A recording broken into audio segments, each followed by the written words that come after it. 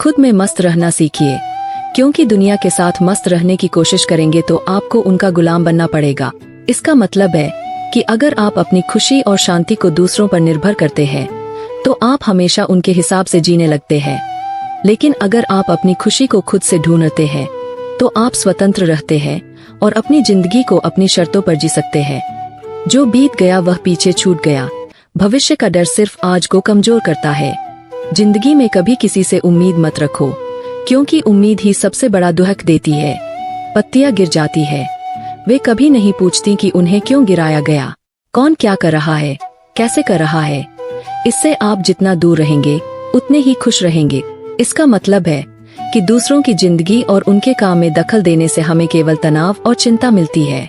जब हम अपनी जिंदगी पर ध्यान देंगे और दूसरों की जिंदगी से दूर रहेंगे तो मन शांत रहेगा और खुश रहेंगे।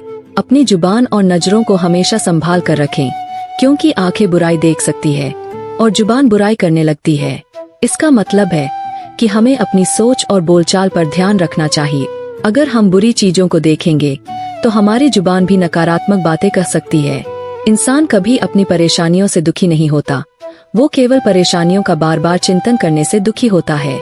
इसका मतलब है कि जब हम अपनी समस्याओं पर बार बार सोचते हैं और उन्हें बार बार याद करते हैं तो हमें मानसिक तनाव और दुख होता है। लेकिन अगर हम समस्याओं को सही ढंग से हल करने पर ध्यान दें और उन्हें अधिक सोचने से बचें तो दुख कम होता है। जीवन में कर्म अच्छे करिए, क्योंकि इंसान की पहचान कपड़ों से नहीं बल्कि उसके कर्मों से होती है। इसका मतलब है कि हमारी असली पहचान हमारे अच्छे कार्यों और सच्चाई से होती है, न कि हमारे पहनावे या बाहरी दिखावे से। जो हम करते हैं वही हमारी असली पहचान होती है। जीवन में शोक करना बंद कर दीजिए, क्योंकि दुनिया में ऐसा कुछ भी नहीं है जो नष्ट नहीं होगा। इसका मतलब है कि हमें जो भी चीजें खो जाती है या बदल जाती है उनके लिए शोक करने से कोई फायदा नहीं होता। सब कुछ समय के साथ बदलता है और नष्ट होता है। हमें इसे स्वीकार करना चाहिए और आगे बढ़ना चाहिए। दूसरों को आईना बनने से पहले खुद के दाग साफ कर लेना ज्यादा अच्छा है, अन्यथा आईना दिखाने का घमंड आ जाएगा। इसका मतलब है कि हमें पहले अपनी गलतियों और कमियों को सुधारना चाहिए, बजाय इसके कि हम दूसरों को आलोचना करें या उनकी कमियां दिखा। जब हम खुद को ठीक से सुधारेंगे तभी दूसरों को सही दिशा में मार्गदर्शन दे सकते हैं। हालातों से इंसान कभी कमजोर नहीं होता, बल्कि उसकी मानसिक कल्पनाएं उसे कमजोर बनाती रहती है। इसका मतलब है कि हमारे मुश्किल हालात हमें कमजोर नहीं बनाते, बल्कि हमारी सोच और डर हमें कमजोर बना सकते हैं। अगर हम अपनी सोच को सकारात्मक और मजबूत रखें तो हम किसी भी स्थिति का सामना कर सकते हैं। सीखने की हमेशा कोशिश करिए, जिससे आपके जीवन में हमेशा नयापन बना रहा। इसका मतलब है कि हमें हमेशा कुछ नया सीखने की इच्छा रखनी चाहिए। नई बातें सीखने से हमारी सोच खुलती है और जीवन में ताजगी बनी रहती है। यह हमें लगातार आगे बढ़ने और सुधारने का अवसर देता है।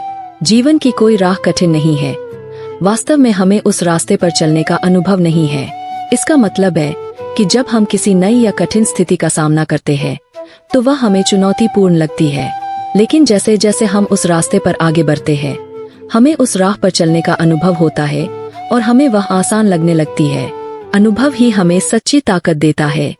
जिस विचार को जितना महत्व देंगे वैसी ही आपकी भावना होगी, चाहे वो अच्छे हों या बुरे। इसलिए हमेशा शुभ विचार रखिए।